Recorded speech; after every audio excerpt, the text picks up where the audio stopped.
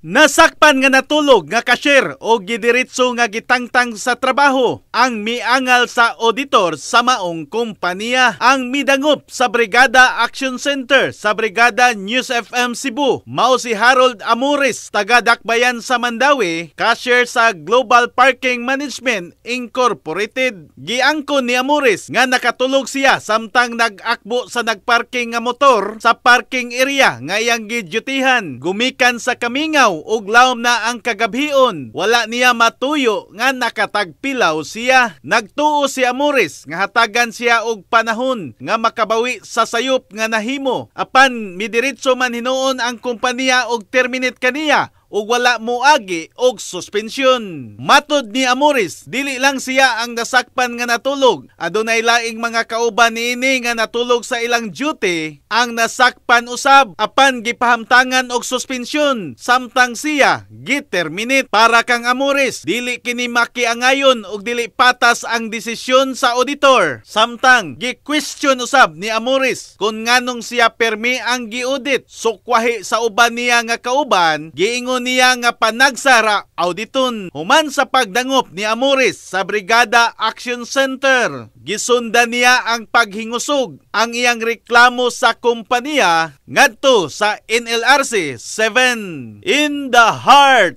of changing lives, ako si Brigada Alan Tangkawan sa 90.7 Brigada News FM Cebu, the Music and News Authority.